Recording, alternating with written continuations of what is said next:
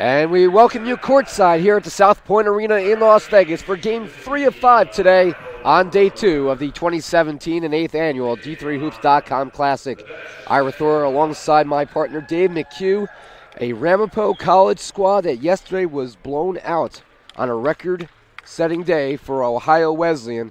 Will look to try to bounce back, taking on a Central Dutch squad, seeing their first action in this tournament. We welcome you here to courtside, as we said. Game 2 of this tournament for Ramapo. They come in at 9-2, suffering just their second loss of the year, but the first since the opening game of the season yesterday, losing to Ohio Wesleyan 98-69. Ohio Wesleyan in that game, all they did was nearly double the previous three-point record for this tournament. They hit 25 three-pointers in the game. Meanwhile, Central coming in with a record of 3-7. But Dave, their record is very misleading as they have scheduled tough and 3 losses to nationally ranked teams thus far this year. Yeah, I think this is one of those games where we're going to have to see what they are made of, because we don't know what they're made of when they have that many tough opponents sometimes. Well, we'll tell you a little bit more about who Central has played this year, but let's give you the starting lineups first for Ramapo. And Ramapo will be the visiting team on the scoreboard in this game. Same starters as yesterday. Thomas Bonnicum, the reigning NJAC Player of the Year. Senior forward out of Fenwood, New Jersey. Josh Ford, number 4. Senior guard out of Fort Lee, New Jersey. James Long, number 10, a senior guard out of Cliffwood Beach, New Jersey. Chris Mosley, number 13, a senior forward out of my hometown of Fair Lawn, New Jersey. And Nick Stanek, number 40, a senior forward out of Royersford, Pennsylvania. Meanwhile, for the Central Dutch, coached by Craig Duma, and for Central, number 3, Jamel McKnight, a junior guard out of Austin, Texas. Seth Wood, a sophomore forward out of Branson, Missouri. Caden Muck, a freshman 6'6" forward out of Lee's Summit, Missouri. Kyle Smith, number 40, a senior guard out of Grand River, Iowa. And Malik Wildermuth, a 6'6" senior forward out of Normal, Illinois. For Ramapo, it'll be a game of how much do they bounce back? And is there a lingering impact, Dave, to what they encountered yesterday, which was one of the finest three-point shooting performances any of us have ever seen? Yeah, I at one point saw Josh Ford just throw his hands in the air after a made shot in the second half. He had that look like, what am I supposed to do here? You got to keep that rejection from bleeding into this game. If Central hits a couple of shots, you can't put your head down. Ohio Wesleyan had a game, maybe the best game of what will be the season, even if they were to go all the way to win the national championship. It was one of those games. So don't let it knock you down. Come into the Central game, be focused. Hopefully that'll work out for them. And we'll see if that message resonates from head coach Chuck McBreen, who I spoke with before this game. And this definitely is a game of how much lingering impact there will be. Central has the ball first, wearing their white home uniforms, going left to right here in the first half. And Ramapo immediately a lot more pressure defense than yesterday. You see Mosley not normally playing that high, and a traveling violation on the Dutch. I thought it might have even been close to a hand check, as being a little too dangerous with the arms was James Long, but yeah, shuffled in the feet, and it's a quick turnover for Central. Bounce past Mosley, who's their leading scorer, looking inside, nearly turned over. They get it back. Hey, he forced that pass. He doesn't need to force that. Three-pointer by Long is no good. Stanek with the rebound, and initially blocked, and Central gets the rebound. They push it up quickly. It's Smith with the ball, looking down low, and inside, in and out for Muck, and a Ramapo rebound. I think Muck thought he was going to have that easy. He didn't follow up his own rebound. There's a foul underneath as Mosley attacks the rim. Correction, that was Ford who attacked the rim. Long did a good job of pushing the ball down court, and he'll send Josh Ford to the line. The 6-foot senior guard out of Fort Lee, 64% foul shooter. And that's back iron, no good. Ramapo coming in at 6th in the country. That clearly will change after the next poll next week, after they lost by nearly 30 to Ohio Wesleyan yesterday. A lot of things happening in the poll, though. I don't think they'll drop too far. Ohio Wesleyan will probably come up. They may stay in the top 10. A lot of action going on, so hard to say what will happen exactly. There's a lot of action away from the ball. Off the ball foul. It's going to be a hold, likely Long. on Josh Ford. On Ford, you're right. It was on Ford. So 1-0 Ramapo. And McKnight will bring the ball for the Dutch, but Ramapo applying pressure early, something they did not do yesterday against Ohio Wesleyan, playing full court defense. Three-pointer is short by Smith, out of bounds. It'll be Ramapo basketball. Ramapo comes in averaging 79 points a game to the weekend. 11th best defense in the country at 61.6%. Obviously, Ohio Wesleyan blew that apart, but still pretty good, solid number. They have the 20th best defensive shooting team. They only allowed 37.7% and only allowed 29% from beyond the arc, which is 34th best in the country. Stanek not shy about taking threes, but he drives inside, and an offensive foul. Yeah, he pushed off. He doesn't like the call. Here's the deal. He's going to have to get used to that. You can't be that physical. These officials will allow physicality. You can't be that physical. You can't be shoving like maybe you like to do in New Jersey. And one of the things that all teams who like to be physical are going to have to get used to is a lot of officiating changing in the next few years. Well, that's something that teams who play in the NJAC are very accustomed to, and they let them play. Usually the level of physicality is something that you don't see in other parts of the country. Here in Vegas, well, you see the neutral Midwest squads. Yeah, the problem is it shouldn't be that physical. The rules have been put in place to keep that from happening, and teams are going to have to adjust. Mosley with the rebound, quickly down the court. Bonneman could not handle the pass. He looked away. He looked away before he got it in his hands. McKnight inside. Muck is blocked. Rebound will come out. Put out of bounds. To Ramapo, however, it was, like you said, out of bounds. It'll be remaining Dutch basketball. Central, a year ago, was 16-12. This team right now, the record is down, but they've got losses to River Falls, Augustana, and Washington, Missouri on the resume. Inside, in and out, a tough play there by Muck. And Ramapo's going to keep pushing the basketball. Different dynamic today, but out of control. Mosley was able to regain possession, kicks it to the corner, forward for three. That was well off the mark, and a rebound for the Dutch. Shut up, though. A basketball game and a baseball game broke out. 1-0 the affair so far. 3 points. That's in and out. And a rebound by Wood. And they will slow it down a little bit here. Or not. Attacking the rim. Muth kicks it out. McKnight with it. McKnight. And offensive foul on him. Yeah, he turned his body, bowled over the defender while releasing the pass. An easy call for the official to make. First substitution of the game here in the first 3.5 minutes. Nick Drucker into the game, 6'1" senior from Grimes, Iowa. He will replace McKnight. Smith averaging 16.4 points per game for Central. Number 40 for the Dutch. We'll see if he's able to counter Bonnekum, who just released that shot and puts Ramapo up 3-0. That's one of his nice shots, but he must have tweaked an ankle or something. He's coming down, limping, and he's running a little bit better now. Steal by Ford. Bonnekum, the one-handed floater in the lane, is good on the fast break. Bonnekum's uncomfortable. His left foot is bothering him, his left ankle. He's definitely in some pain. They got to get a sub in for him. He's grabbing his left ankle, and he is grimacing. He must have rolled it coming down on that previous shot. That ball is knocked away there, but a foul on Long. Yeah, Long can't get to that without reaching across the forearm, and he got called for it. And Bonnekum now on the floor trying to retie his shoe. I assume the sub is for him. No, it's not. I think it's no, it is. They got 6 guys out there. Initially, Ford went over to the bench. Yeah, but I coming should say into Long, the game, Patrick Peterson, the 6'2" sophomore guard. Peterson, one of the best young players in the NJAC. He's from Blauvelt, New York. Jumper is short. That was by Smith. 3.5 minutes here. Central hasn't gotten a basket. Well, it started this way yesterday. Ramapo led 6-0 over Ohio Wesleyan, and that changed very quickly.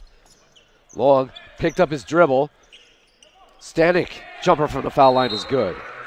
And I believe Central's going to call a 30-second timeout. Coach Dowman wants to talk things over. He doesn't like how his team has started this one, trailing 7-0 early.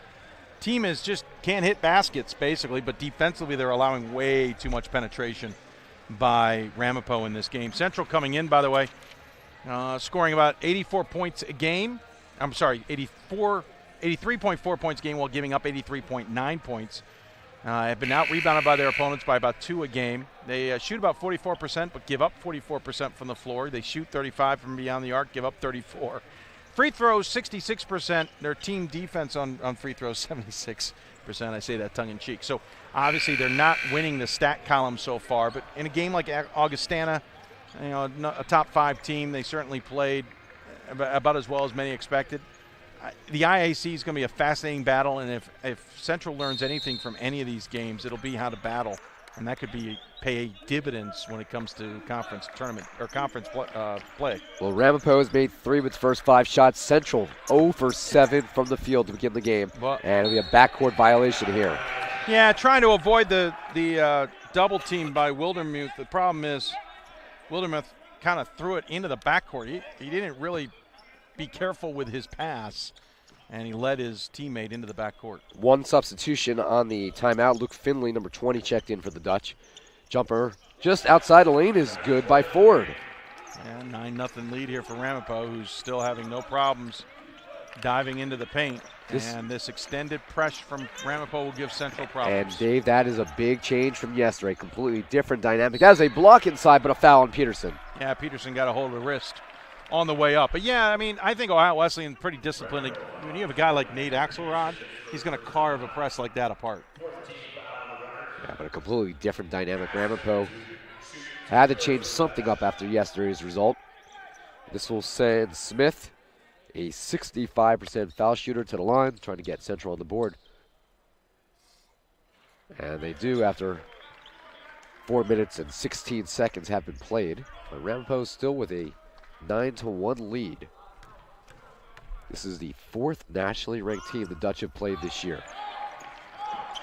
Hits both free throws, 9-2. Pretty impressive first third of the year for them before they really get into IIAC play. Static. Jumper as blocked. Good block there by number 24, Drucker. And see if Central could counter. Cross court. Thought about the 3. Good ball movement by the Dutch. 3 is an air ball by Drucker and a rebound for Mosley. Keep in mind, again, Ramapo's played a game yesterday. Central has not played a game at this event, and thus the first one since the break for them.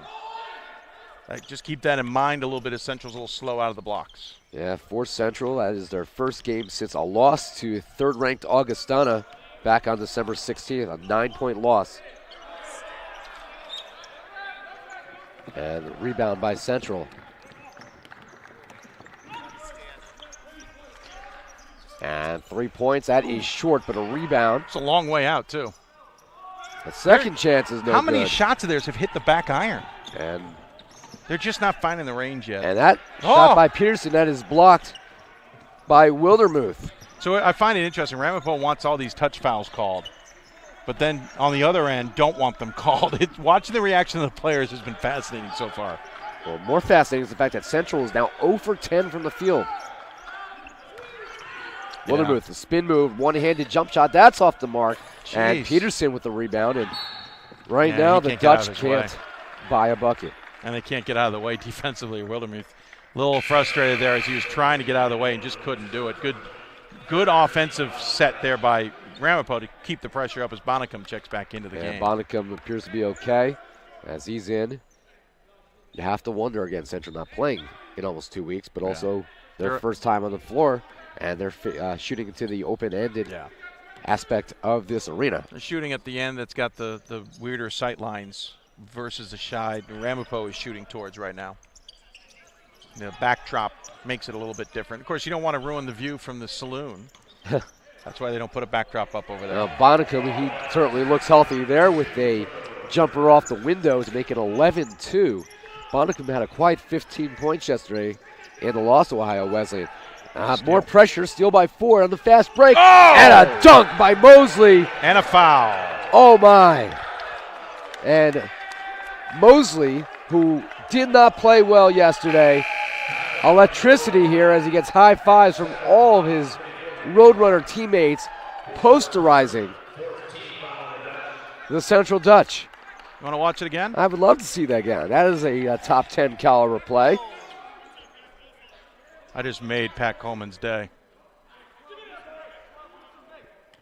Dave getting use of his blue frame replay as you see the throwdown by Mosley. He connects on the foul shot for a 3-point play, and Ramapo leads 14-2. You've been waiting all tournament to use that little toy, haven't you? A little bit. How can Central counter here? They still have not made a field goal. Yeah, the 2 points coming at the free throw line. Three-pointer by Wildermuth is also no good. They're I think struggling. it was last touch by Bonnicum. They're either hitting it well short or well long. They have not been able to find that middle ground on any of their shots as of yet. No, Central did get a piece of that as Bonnicum was trying to corral it, and it will be Ramapo basketball. Central is 0 for 12 from the field, 0 for 5 from three-point range.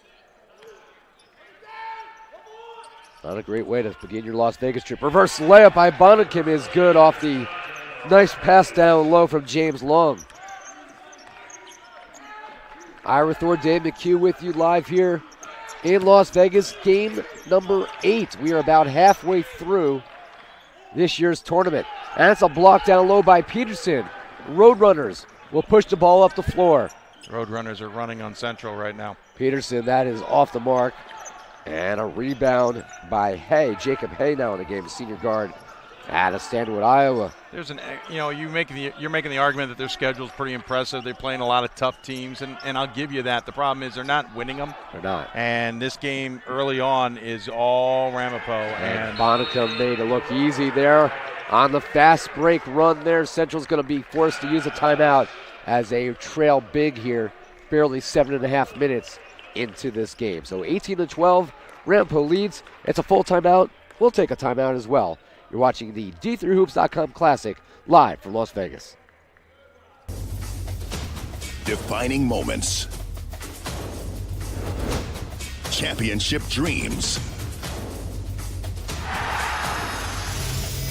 Share the experience with your family and friends. The 2017 NCAA Division III Men's Basketball Championship, March 17th and 18th at the Salem Civic Center in Salem, Virginia. Visit ncaa.com/tickets for your tickets today. It's on us to stop sexual assault. In any way that we can. To get a friend home safe. To never blame the victim. It's on us. To stand up. To make our community safe for all. It's on us. It's on us. To look out for each other at parties. It's on us. To be more than just a bystander. To step up and say something. It's on us, all of us. To stop sexual assault. Learn how and take the pledge at itsonus.org.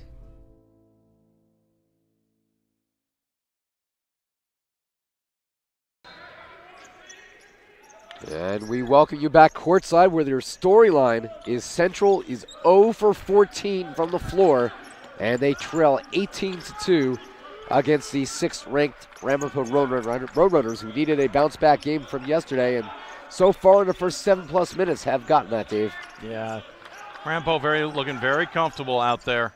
Nothing against Central, but they're almost being toyed with here. Rebound by Muck, but he's called for the foul as frustration beginning to settle in here for the Dutch.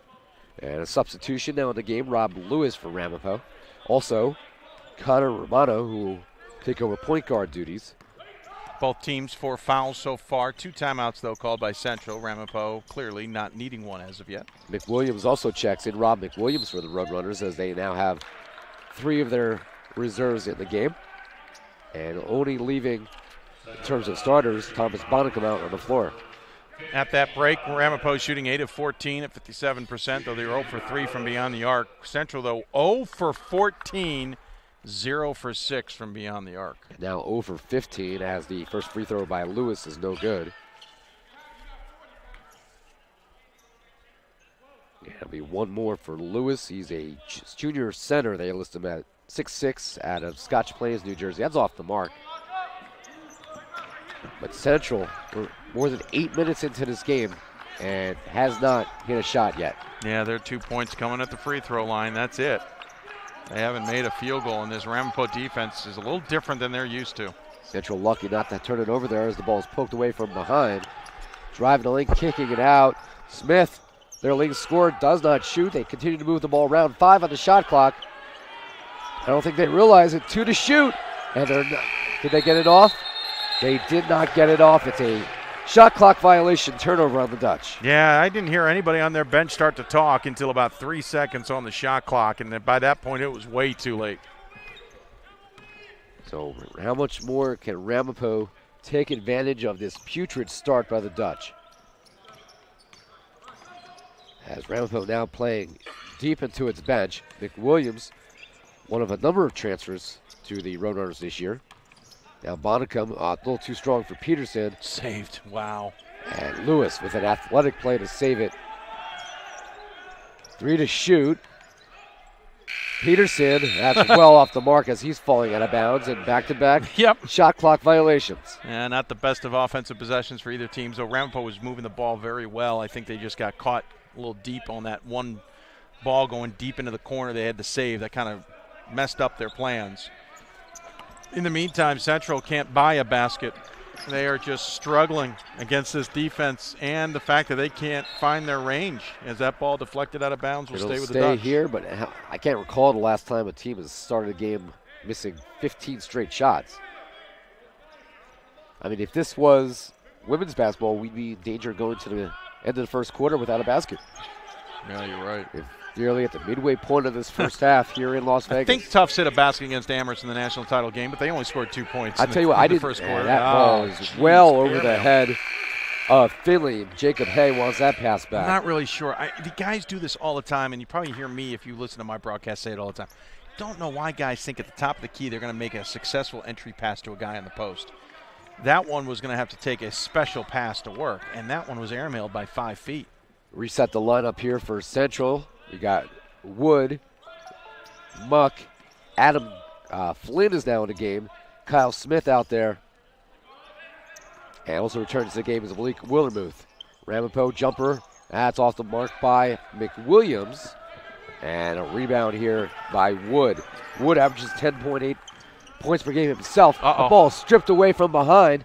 In transition, McWilliams. The layup is no good. The tip attempt also no good. Third chance by Lewis is successful. 20-2. And down low, and finally on the fast break on a deflection, it is Muck off a deflected pass from Smith, and Central after more than 10 minutes have been played, finally put one on the scoreboard. 10 minutes, 20 seconds to their first field goal of the game. And it took a fast break opportunity and a wide open layup as a foul will be called against McWilliams. He's can't believe he's called for it, but he hacked right across the arms of the offensive player. But they were 0 for 16, Central was, Dave, before finally taking advantage of a rare mistake. Yep, and now hopefully, well, I was going to say hopefully the floodgates open for him, but a turnover quickly and McWilliams down for this easy score. Yeah, 3-on-1 there. McWilliams taking it to the hole, but he had options as well. And Ramapo up by 18 again, 22-4. Yeah, 22-4. Central is struggling to find an answer here. And this is different than what experienced Ramapo. That is nice a three-pointer, so suddenly Central is hot as Seth Wood knocks down to 3. It's something weird about this game. Once somebody hits a basket sometimes, it can spark a whole team. Not that it has anything to do with anybody's range. I mean, that was a 3 versus a layup. But it somehow it happens, and it just seems to work. And we'll see what happens here for Central the rest of the way. Bonnicum draws the foul. Now, Bonnicum's had statistically a down year. He was the NJAC Player of the Year last year, and you could tell he was banged up at the end of the 2016-17 season. Probably not going to be the NJAC Player of the Year this year, unless something drastically we'll see. changes. We've got a lot of games left to be played. Oh, I mean, I was talking to Coach McBreen. But there's a lot of good players now. Oh, there's a lot of good players. I'm talking to Coach McBreen in between games. We were already having that conversation, and he knows that this is not a year that Tom is probably going to be in that conversation. Right now, Player of the Year in the NJAC either is going to be Sam Toney from my school, from NJCU, or Murdoch from TCNJ. Yeah. Those are your front runners at this point. But Bonnicum's still a very dangerous player, a very smart basketball player with a high basketball IQ. And for that reason alone, can never discount him. James Long, Christopher Mosley, and now Jordan Zagadou will check into the game. Zagadou is a player that I personally am a big fan of. I think he has a huge upside. Only a sophomore as well, 6'6", out of Newark, New Jersey. His first action today. Another steal. Zagadou on the break. Zagadou, left-handed layup is good. That is Purdy. Just floats through the air. 26-7. I mean, he went up, and I don't know what you're going to do. He just slowly shifted it to his left hand and floated up to the basket. Beautiful. That's going to be a foul on Ramapo. You're right. I've only seen him on one shot now, and I like Zagadou already. Yeah, he's a player I'm personally a big fan of. I think he has a huge upside. And for a Ramapo squad that has 5 seniors in the starting lineup, it is important for this Roadrunner squad to have some of these younger players, Dave, get some experience, because next year it's going to be a whole new ballgame. Ramapo picks up at 16 foul. Both teams now with 6, so both teams will enter the bonus. By the way, Central with 9 turnovers thus far, just 3 for the Roadrunners. 3 points. Will they count it? There was a foul in the paint. Well, hold on. The official called the foul. Yes, he will. It does count. The official on the near sideline, a little bit past our sight line, did raise his hand. Yeah, but nothing against him. The guy calling the foul actually makes that indication, and he eventually put his hands in the air. I've seen that happen, where the official not closest or making the call did make a signal when it wasn't right, and it screwed up the scoreboard for several minutes before we got it fixed. It took a while. Well, it'll be 1-and-1 foul shots. So the 3-pointer will count. It's now 26-10. There was a non-shooting foul inside the paint at the time of the shot. Muck, he connects. It's a 1-on-1, gentlemen. Ramapo doesn't realize it. They're confused because the shot was inside. They're confused because the foul was inside on the shot away from the ball. So it's a non-shooting foul taking place during a shot, and that's where the confusion came in. Well, Central with a chance for a 5-point swing, perhaps. Yeah, that's the crazy thing. Nope, they'll keep the old-fashioned 4-point And Nick play. Stanek, who just returned to the game. Quickly down the floor. Nice. Zagadou could not handle it. A little too far for him, but a nice idea. And Central can't handle it themselves. Nope.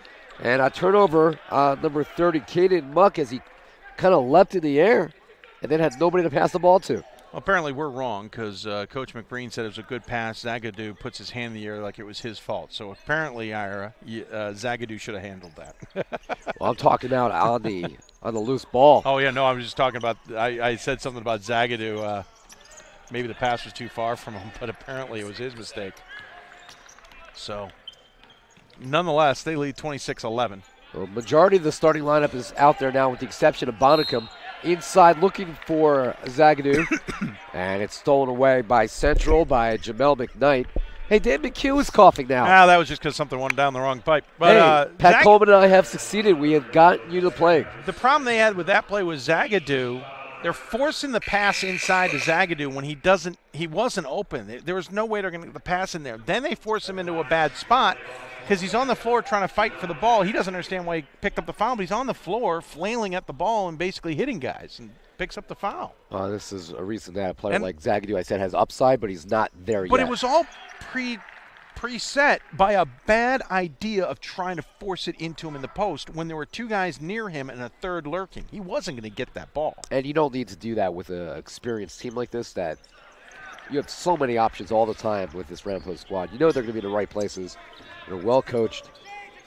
You know, Coach McBreen has been one of the most successful coaches in the region for a long time, and looking forward to get a chance to talk to him after this game, hopefully on an interview. He's now the chair of the Atlantic region. So not only will his team, as Stanek scores inside, not only will his team most likely be part of the NCAA tournament picture this year, he's actually going to have an important role in the process, Dave. Yeah, he's going to learn a lot from that experience as well. He takes over from Linda Bruno. The previous Atlantic region chair is Seth Wood.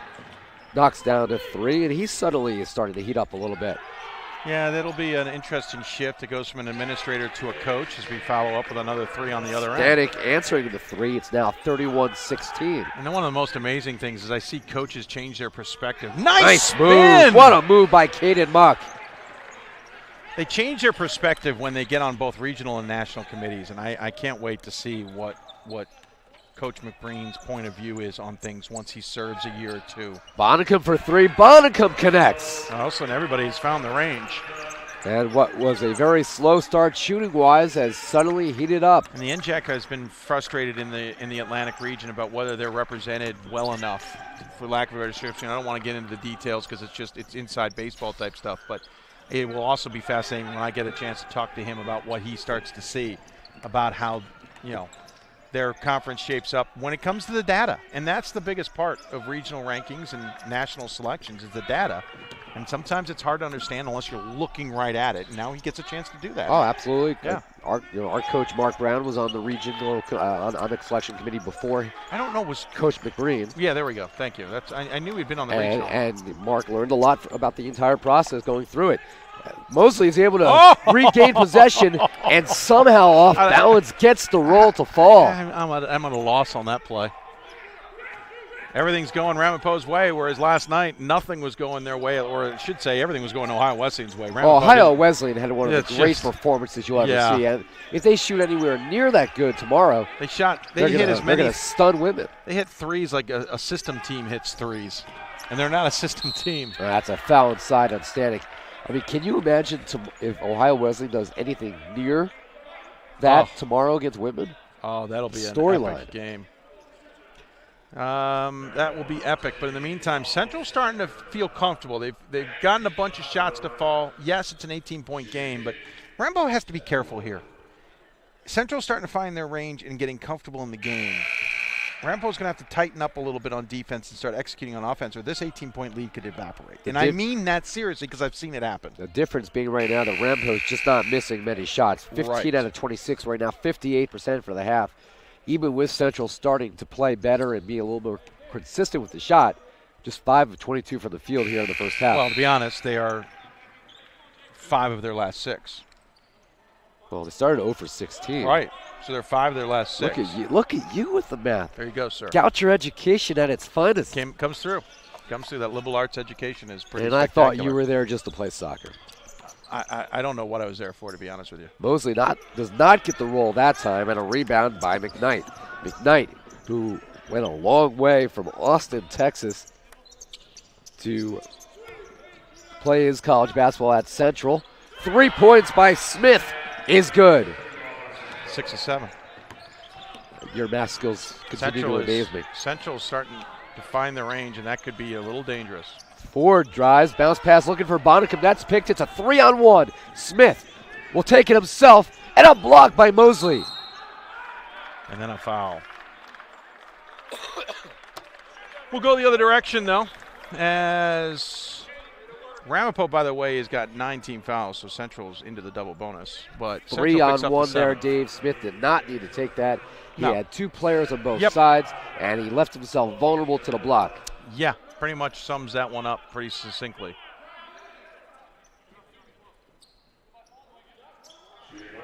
As somebody who's been blocked myself in the same situation many times because I'm a selfish player. Okay, I understand that. I don't like to pass the ball. That is no good, but Ramapo somehow gets the rebound as Romano able to out-wrestle Jacob Hay for that. And then a push-off by Romano. Good call by the officials. Ramapo, of course, is a team that, those who don't know my background, I see twice a year being in the NJAC, and what Coach McBreen has done on that campus over the last decade and change is quite admirable. 3-point attempt here by McKnight is off the mark, and it's going to roll all the way towards the equestrian area of the arena. I still have to take a walk back there, Dave. But not much but dirt, sir. It's all dirt? Yeah. No? Well, but under the far bleachers is about 1,200 horse stables. It's incredible over there. I'm going to have to go take a look. Hey, you see what I did there. 36-23. It's now a 13-point deficit, so not as outrageous as it was earlier. Bonnicum trying to muscle his way inside. I think he stepped on the baseline, and a turnover on the Roadrunners. We thank those of you watching game number 8 of 15 here at the 8th annual D3Hoops.com Classic here at the South Point Arena in Las Vegas. Ira Thor, Dave McHugh, also Pat Coleman along, the forefather of our venture out here in Las Vegas. I still have to convince Pat as that ball is tipped out of bounds. I got to get Pat to play a hand of blackjack with me. Good luck. That is my mission the next 2 days. Good One luck. hand. I might even spot him to $10.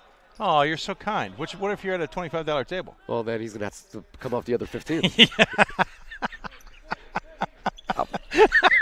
Vicious and cold. $10 is all I'm good for.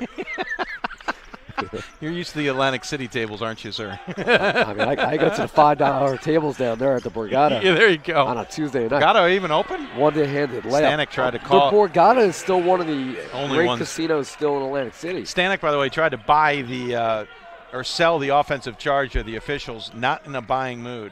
I told you it throws his shoulder, though. Stanek's got to be careful. He's getting physical. I told you guys the story last night at dinner. The Borgata down in Atlantic City. I go actually Super Bowl weekend. This will be third year in a row. I go with a group of friends.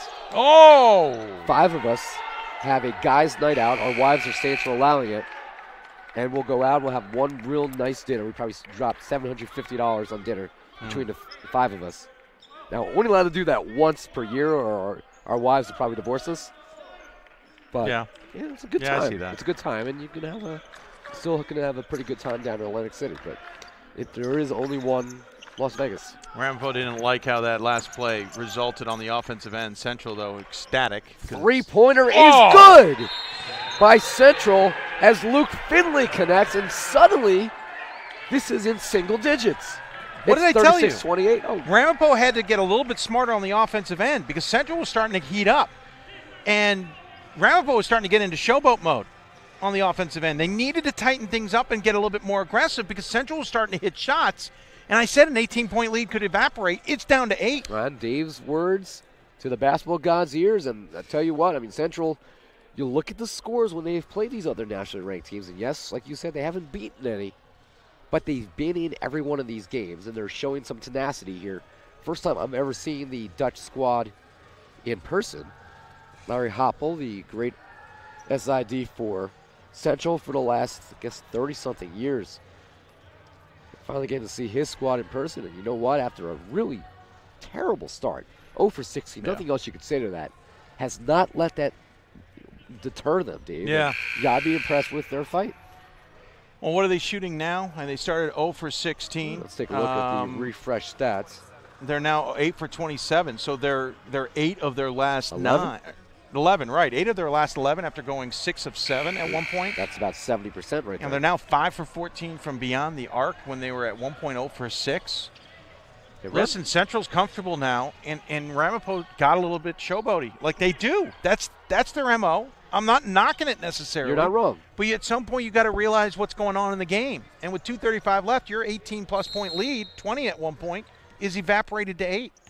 Yeah, one of the rare criticisms I would ever have for Ramapo. Again, it's a great rival of ours, so I enjoy the games. But the one criticism you can give is, as that shot is good there by Ford, one of the rare criticisms I would ever give, that is, it does happen where they are up substantially and they'll try to go for these highlight plays, Dave, and it comes back and bites them sometimes.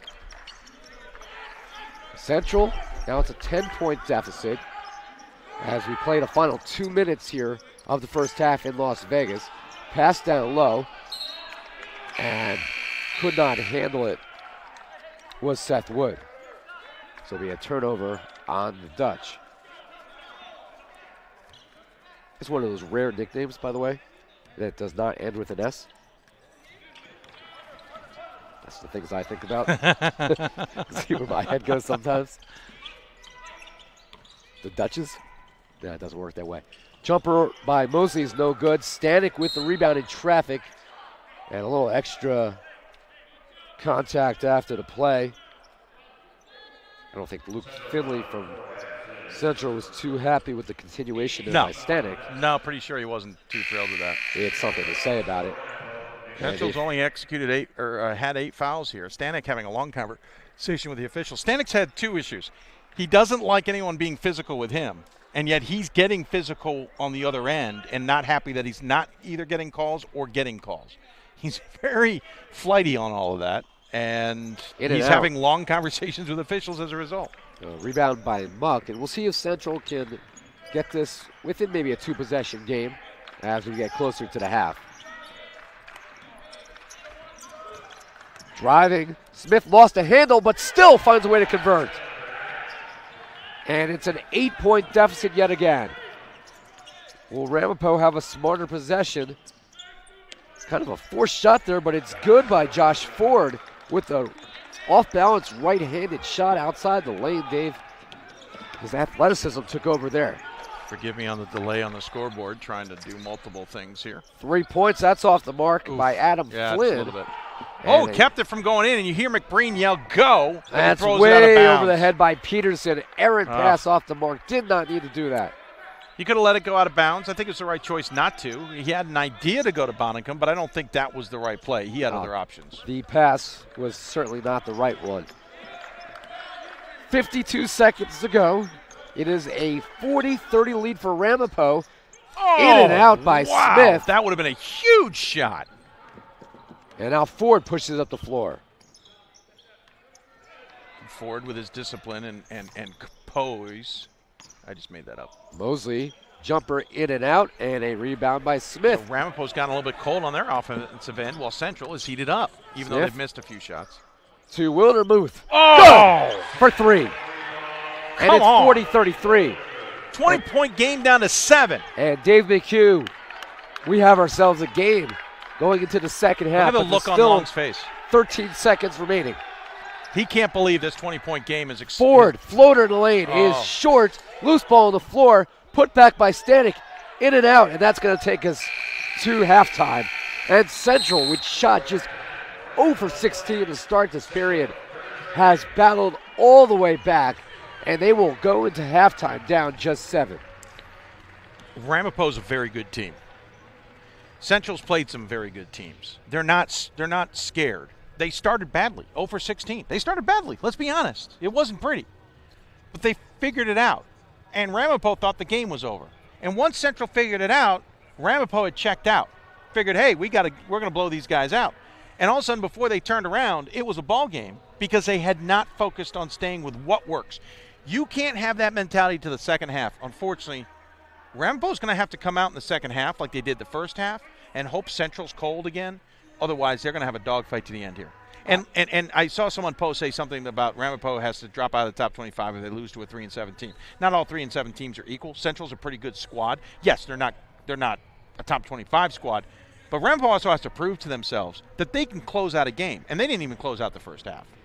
I could not agree with you anymore. I agree with every point you just made, and for Ramapo, this is a second half where they really have to prove something here because they've, I think part of their high ranking is because of what they accomplished last year, and they had everybody back, and the expectations.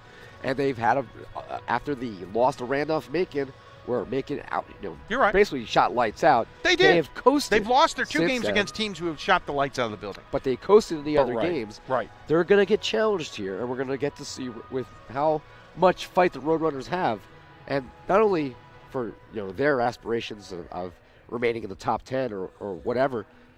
They got all conference play after this tournament for the rest of the year. Yep, and there's going to be a test every single night. And this is a chance for Ramapo, Dave, to prove themselves really how much fight they have when they have maybe not their best game, because you're not going to have that all the time. I will say this about Central. A lot of teams, when you are losing by that much, 18 points, with a start that poor, will pack it in early on. And not see Central not do that really is a testament to how well coached they are. From the Ramapo sideline, Coach McBreen, we go down and foul, then it's a turnover. Momentum is gone. We've got to play better basketball. Yeah, it almost like they switched into showboat mode, and they didn't focus. You didn't even, as I said, I'll repeat it, you didn't even close out the first half. Central closed out the first half, cut a 20-point lead to 7. That's outstanding. And it might have even been bigger than 20 points, but that's the last I saw. As we get a quick check, I'm going to double check. No, it was 19, so I was given a point there, but 19 points. But anyway. We'll give you a summary of these stats as we get ready for the second half, but we have about 9 minutes or so. Catch our breath. To catch our breath and get a drink. Shameless plug real quick. If you missed the Chris Mosley dunk, go to our Twitter account, @D3Hoops. It is sitting there for you to enjoy. You already cut it down? Already cut it and uploaded uploaded it. You, producer Dave. That's why the score was a little bit behind at one point. Hey. Anyway. I am impressed. Go there. We'll see how many highlights Dave can cut in the second half. When we come back to Las Vegas, we'll be back in about 9 minutes to get you ready Ramapo leads Central 40-33 here at the D3Hoops.com Classic. Receive a non-athletic scholarship upon entering school. I got the presidential scholarship, which was huge for me. I think there's more opportunities for academic scholarships in Division III. I did receive academic scholarships. Just being involved on campus, being a leader, all those things combined kind of get me recognized. It's a great experience for me.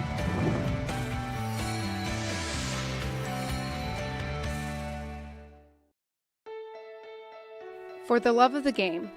That's what it's all about, they say. But for those of us who are Division III student athletes, it's more than that. It's more about team and the schools and communities we represent. And for the many of us blessed with the strength to compete in sport at the college level, we understand that with what we were given comes a special obligation. Our obligation to help those who have their own special needs and whose love for the game is no less intense. That is why NCAA Division III teamed up with Special Olympics. Since August of 2011, we and others from Division III campus communities have volunteered more than 250,000 hours, time away from the classroom and practice field, reaching across the country to coach and mentor Special Olympics athletes. And to learn that in giving, we receive so much more in return. Help us keep that dream alive. Be part of it. Get involved. You can make a difference. I'm a Division III student athlete, and I know how powerful words can be. The term gay doesn't mean stupid, lame, or less than. So I pledge to speak up if I hear the term gay used in a derogatory way or any other homophobic terms. If you can play in Division III. I'm a Division III student athlete, and my teammates unconditionally accepted me as part of their family. So now I pledge to do the same for others. If you can play in Division III. It's on us to stop sexual assault. In any way that we can. To get a friend home safe. To never blame the victim. It's on us. To stand up. To make our community safe for all. It's on us. It's on us to look out for each other at parties. It's on us. To be more than just a bystander. To step up and say something. It's on us, all of us. To stop sexual assault. Learn how and take the pledge at itsonus.org.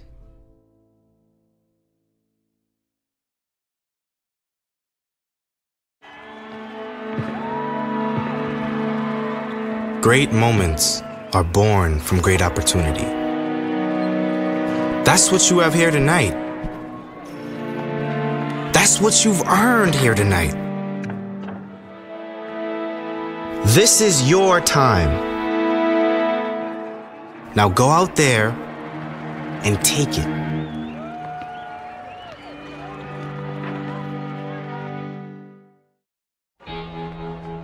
Cheer for the stumbles. The he shoulda had that's. And the tears that linger. For in those moments, greatness lies. There, you will find the provoked, the determined, the unified. It's in those moments that champions are born. I used to never really talk. Ever. I was scared and shy. It was hard to look at people's faces. I was afraid if I said something wrong, everyone would laugh at me. But then I started to play golf with Special Olympics. I made friends and won lots of gold medals. But I learned more than just playing golf. Special Olympics helped me to find my voice.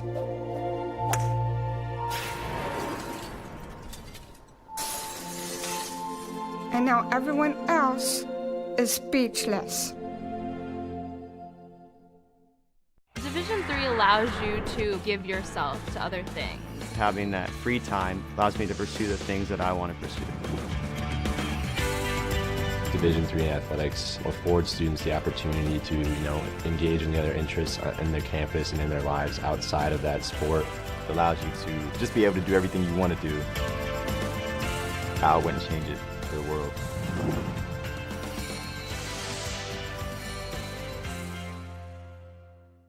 For the love of the game. But for those of us who are Division III student athletes, it's more than that, a lot more. Sure, the game is important, but as we work so hard to build both mind and body, it's more about team. That is why NCAA Division III teamed up with Special Olympics, and in giving the gift of sport to those for whom it seemed an impossible dream, we are working to make this a better world. Help us keep that dream alive. You can make a difference. I'm a Division III student athlete, and I know how powerful words can be. The term gay doesn't mean stupid, lame, or less than. So I pledge to speak up if I hear the term gay used in a derogatory way or any other homophobic terms. If you can play in Division III. I'm a Division III student athlete, and my teammates unconditionally accepted me as part of their family. So now I pledge to do the same for others. If you can play in Division III.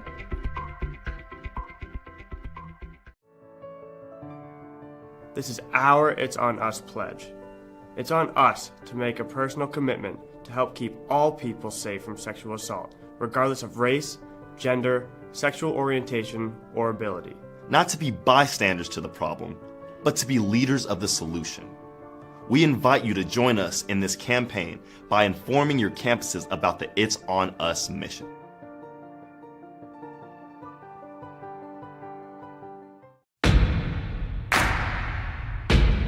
It starts right when you hit the court. You imagine your finest moment. The game-winning shot that gets you to the dance. A monster dunk or no-look pass, and cutting down the net. Sports lets us dream of our own success and prepare us for our finest moments on and off the court.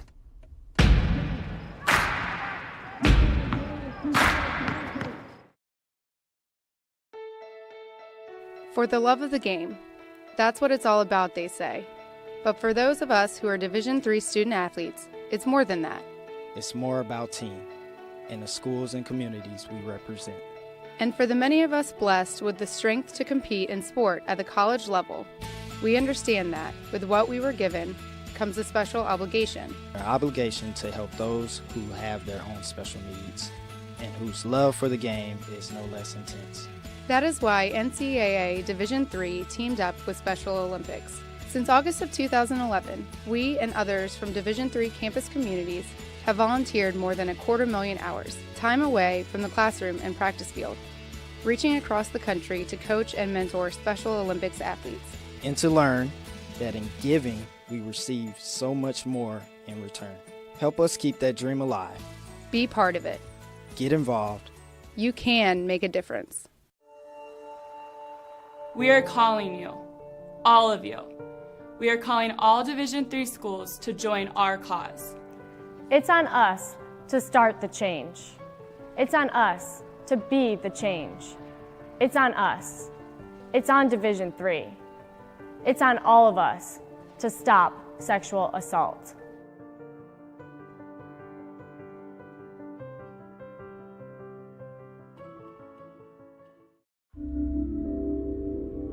This is why we love sports.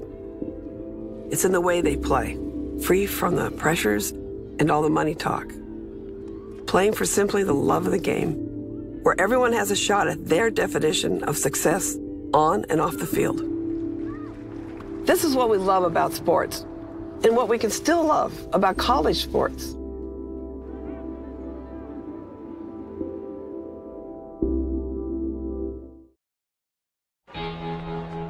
Cheer for the stumbles, the he shoulda had bats, and the tears that linger. For in those moments, greatness lies. There, you will find the provoked, the determined, the unified. It's in those moments that champions are born.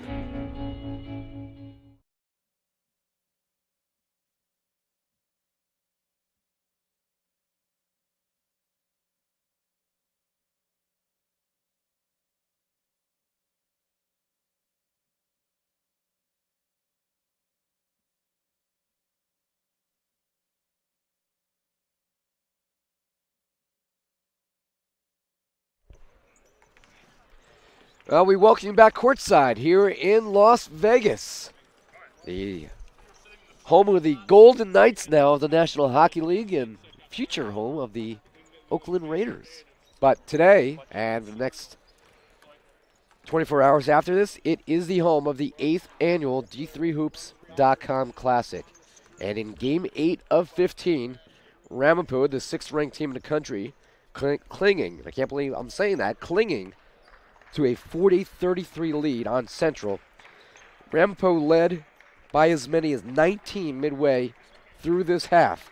But that suddenly changed as Central found the basket. After missing their first 16 shots of the game, they finished the first half making 10 of their next 16. 10 of the next 15 to be exact, actually. So shooting 66% to finish the half. And let's take a look at the stats. Ramapo has been led by Thomas Bonnicum. Bonnicum scored 15 yesterday in a loss to Ohio Wesleyan. He's been the big player so far in this one, and for Bonnicum, he has not missed a shot yet. He's 6 for 6, again 15 points, 3 rebounds. But this is the most important, impressive part, because he was banged up. Bonnicum has scored 15 points in 6 minutes. Taking a look elsewhere on the team, Josh Ford was 7 points. Nick Stanek was 7 points and 5 rebounds. And Chris Mosley of 5 points and 5 boards. For the Dutch, Kyle Smith, now 2 of 4 from three-point range. He's got 10 points overall, 4 assists in 7 minutes of action. Seth Wood has 8 points in 4 minutes, 5 points apiece for Caden Muck and Luke Finley as we get set to begin the second half. I'm Ira Thor, joined by Dave McHugh. Dave and I actually announcing our second sport together this month. We started, think about this, we started the month together in Greensboro, North Carolina, announcing the Division III men's and women's soccer semifinals and then championship games, and now we're in Vegas. Where were you for Salem, sir? And a little football action. We don't really have football in NJC anymore, so you guys don't invite me to these parties. I can't help you there. Sorry. Yeah, who knows what the future will behold. But Central has the ball. First, Smith for 3. That is off the mark. That would have been and a heck the of an putback is no good, but a foul. And a nice job there by Jamel McKnight to draw contact. Athletically, McKnight, 6'2", was able to get between a couple of taller players for Ramapo, including Mosley. Yeah, it would have been a heck of a statement if they had opened that with a three-pointer. That is for sure. And actually, it was off the ball foul, apparently, as it is. No, can't be if he's shooting. Well, because we're under the bonus. bonus. Right, but Wildermuth did not go for that initial tip, at least we didn't see it. But he takes advantage, knocks down 2 from the line, and 5. It is. Are you using your Star Wars voice? Nope. 5-point lead. My regular voice. 40-35. Can Ramapo deal with adversity? He thought they were showboating a little bit. Not a good pass by Bonnicum as he was looking inside to Long, and it's picked off. That is the 12th turnover on the Roadrunners. Let me point out, what I'm saying is on offense, they went away from what was working and tried to go for highlight reel stuff. Long 3 is off the mark, but it carries out to Wildermuth. He fires up another 3. That is no good. And Mosley hauls it down. Ford then kicks it up to Long. Long, that is blocked inside as he, I don't know why, unconsciously tried to take it to the basket there. Get into your offense, Ramapo. Get into your offense. Good ball movement. Smith for 3. That is short. And Bonnicum will take it himself. Well, Central starting the second half like they did the first. Short on a lot of their shots. Problem is when they catch fire, where will Ramapo be at that time? Bonnicum, that was between the legs of Ford. They're lucky not to turn it over again. Mosley, he gets caught. Finds Stanek. Stanek to the hole with the left hand. He misses that, but he follows his own shot and misses again. And a rebound for the Dutch. Crazy game going on. Pacific Lutheran in attendance watching it. Carroll will be showing up soon. And way off. Offensive foul. A clear-out foul called, I think, on 30. And that will be Caden Mock. So Mock, the 6'6" freshman out of Lee's Summit, Missouri, with the offensive foul. But what looked like this would not be an entertaining game has certainly become one. Yes. Mosley, off balance. Oops, little hip check. He'll go to the line and shoot 2. Yeah, Ramapo just doesn't seem like they're in sync right now on the offensive end. I'm not sure why. It seems like they got out of sorts, and now they're struggling to get back into it. We'll keep an eye on it. By the way, scoring update, 3:49. This was a while ago, so it may be over. 3:49 left in regulation. Number 25, York, leads number 2, Middlebury, 70-62. Wow. You want to give another scoring update? I don't want to do it. Yeah, New Jersey City, also ranked in the top 25, leads Johns Hopkins 26-17 in the first half, 5:20 to go. That's at the Christopher Newport tournament in Newport News, Virginia.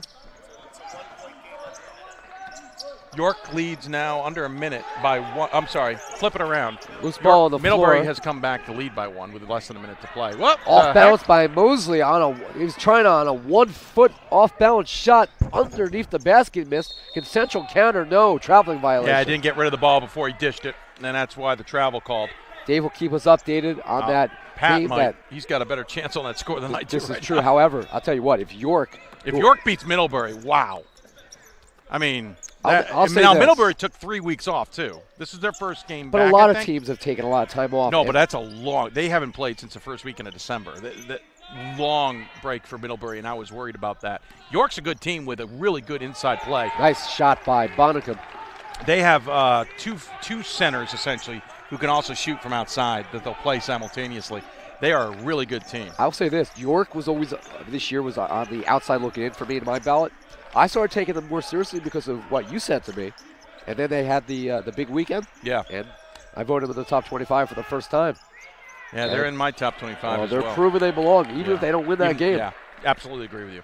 Like you said, there's certain games where if you lose as a top 25 team, should not hurt you. No, and they should lose that. They're playing the number 2 team in the country as a 25. They shouldn't be punished by that, and they're in it. And you would hope that certain voters don't hold that against them, but some will. And that's their prerogative as the voter. That is blocked there. 35 seconds left. Middlebury leads by 2, 74-72 is our latest update. We'll keep an eye on that because that is a significant game, and it impacts Ramapo to some degree because, again, what happens around teams impacts how teams move and up or down or don't move in the top 25. Well, Central can't buy a shot here. However, they keep getting offensive rebounds. They are doing the same thing they did to start the first half, and that has come up short. Wildermuth gets trapped, kicks it to the left side, 3 points. Nope. And that is no good. So apparently Central starts every one of their halves a little rough. I mean, that's what we're seeing here. And once they catch fire, they're dangerous is the assumption. Well, they're also just trying to make it more interesting for us. Yeah, that's true. So is Ramapo. Bonnicum, Nice the hip check, and he goes down hard. But a good move by an experienced player in Thomas Bonnicum. Great spin move against Smith. He was looking to the right. Smith started leaning, and Bonnicum turned on a dime and went left. And did you see the speed by which he did that with? Absolutely. I mean, quick moves so that Smith couldn't get back. For a player that's clearly banged up. 4.6 seconds left. We're tied at 74. York has the ball and calls timeout. Oh, wow. We could have an upset on the making. Where's that game being played? That game is down at W&L in Lexington, Virginia. Washington and Lee's tournament down in central western Virginia. A lot of good tournaments going on in Virginia right now. Yep. I wonder what the temperature is there. Is that why everybody's going to Virginia? No, trust me. It's not that warm on the western side of Virginia at all. Not in the spine, not in the Blue Ridge Mountains. Stanek to the hole. That is partially blocked. Mosley's there for the putback and a golden opportunity they can't take advantage of, and a frustration foul on Stanek. Did you see how cold the Stag Bowl was? No, I did not. It was cold. I did see. It was cold. I did see My head still some hurts. of our friends in gloves, Yeah. including Frank. It was cold and windy. Frank did not look Frank Rossi we're talking about, did not look very toasty at all. I joke about the temperature because my dad lives down on Lake Gaston, which straddles the Virginia-North Carolina border. And it's terrible down there this time of year. Central cannot hit a shot. They cannot. They're going through these streaks where they're just insane. And the fact that they trail by just 8 here, Dave, is certainly something they can hang their hats on. That is blocked, but a foul. And he got it clean with one hand. It was the push off with the left hand. York missed the shot, by the way. They're heading to overtime. So, again, it's the foul. It's not the hand that got the ball. It's the offhand that pushed off. That is why we're going to the free throw line here. Well, Ford will shoot 2. First one is well off the mark. Ford on the year, by the way, a 64% foul shooter. And we'll have a substitution, and Andre McJohnson Sorry, Andre Johnson checks in. Lots going on as we're after the holidays here, so that's why we're kind of mentioning some of these other fascinating games taking place as well with top 25 teams. Well, this isn't the only tournament in the country. It's just the best tournament. No, right. Thank you. Thank you. Exactly. I know who pays the bills. And we don't. You're not. That's that guy to my left. I'm talking about Pat Coleman, of course. Foul away from the ball against Central, trying to defend Bonnicum. 43-35 here. I mean, this game wasn't. I mean, Ramapo was starting to walk away with it when Central woke up in the first half, but Central has been cold. But so is Ramapo. Ramapo has gone stone cold. By the way, that was also Central's 6th foul already in the first 4 minutes. Insane. Bonnicum misses his first shot of the game. And a loose ball, and somehow, it's a tip. It's going to stay. It was deflected backcourt, so it remains Ramapo basketball. Long for 3. That's off the mark. Bonnicum is there, however. Bonnicum cross court. Stanek all alone. In and out. And Mosley there for the rebound after Ford was able to jar it loose. And a 4th opportunity here for the Roadrunners. How many they missed? I mean, Ramapo was. Oh, that's the wrong sheet. We're not going to be able to believe that one. One-handed on a 5th opportunity. Ramapo pushes the lead back to double figures, 45-35. If you could do that math, Dave, I will bow down to your accounting skills. I don't know what they're shooting right now, so I can't. I don't have my stats in front of me. Smith for 3. Central just cannot buy a shot. No, they Bonnicum 3-on-1 transition. Misses. Ford goes up. He can't get it. Central has a chance. They have a player down, but they have momentum, and the shot is no good. And he went down, by the way, without contact. And Seth Wood is in an incredible amount of pain. He went down. I didn't see any contact. In the meantime, 6 other guys were colliding with each other. Wood is in – he is not in comfort. The look on his face is not – Coach. But he has the strength to get himself off the court on his own power. A lot of guys colliding. There was a collision off ball. I think basically there was no whistle. I think because both guys basically initiated it. If that makes any sense. It's hard to say, but both guys kind of contributed to their own arrival on the floor. Free throw by Andre Johnson. Johnson, we haven't mentioned him yet other than initially checking in the game. He's a senior guard out of Alief, Texas. It's a town I have not heard of before. Stanek will take a seat, by the way, as Ramapo will bring in one of their other talls and Rob Lewis, 6'8", from Scotch Plains, New Jersey. That is good as well, so it's 45-37. And back into the game for Central will come Malik Wildermuth, who will try and take advantage of that height advantage they may have with Stanek, the aggressive player for Ramapo on the sideline. Backcourt Central. Oh, that could go. It's going to stay. No. Rob Lewis. I thought he may have bounced it off a Central thigh. He almost did. Rob Lewis, who just checked into the game for Ramapo first time in the second half, followed the play and nearly knocked it off a Roadrunner. It is Central basketball. I don't know if the when's the last time they've had a field goal, Dave? It's been a while. Both teams. Oh, something's wrong with the clock. Oh, they didn't reset. Well, of course, all kinds of new reset rules here. Why is it? Okay, so they didn't reset the 30. 6 seconds went off, so they put it down to 25. McBreen made some comment, and Dauma apparently agreed with him, shrugged his shoulders, and started laughing. So both coaches are a little confused by something. Probably about that shot clock. Smith to the hole. Layup is good. That's one way to get yourself on the scoreboard. Take it strong to the rim. Cuts it to 6. And just 1 point shy, the closest it's been. It was once a 5-point game. This half, yeah. Central has not been able to whittle it any closer than that, but they have been playing pretty good defense. The only caveat to that is Ramapo's got a lot of second chance opportunities on the offensive glass. Defensively, Central smart. They know who the shooters are, and they're sagging off guys who aren't threats. They're not willing to extend their defense if they don't have to, and that's really good scouting. Wildermuth for 3. That is no good, but he gets his own rebound, somehow avoiding Josh Ford. Very athletic play there. Coming into this, Wildermuth was 2 for 10 from beyond the arc. He has taken a lot of shots deep. Smith, bang! Oh! Folks, we got a 3-point ball game. Smith with the 3. It's 45-42, and the Dutch call forced Ramapo into a timeout. 32nd he calls. By the way, Smith, the best 3-point shooter for the Dutch coming into this at 46%. You cannot leave him open. Especially straight away. Yeah. And Dave, I'll tell you what, Central haven't been able to hit a lot of shots, but they have not let that curtail the way they're playing at all. No, agreed. Central doesn't give up. They're not one of those teams that will give up because they're not playing well. They will fight through it, and clearly we're seeing that today because both halves they have started cold and not hitting many shots, and now they're kind of waking up to things. And when they start hitting, because they didn't give up, they get right back into games. At least that's what we're seeing here. Central has lost 3 of its last 4 games. The only win in there is against a team you would know very well if you're familiar with the all-time the all-time Division III men's basketball record book. Mm-hmm.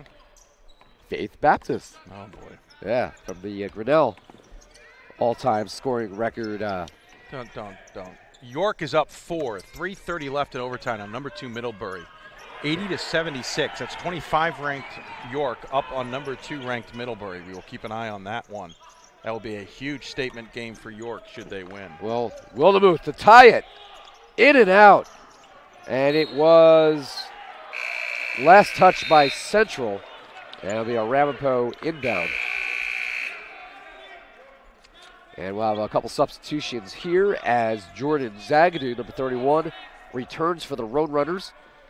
And Patrick Peterson is out on the court.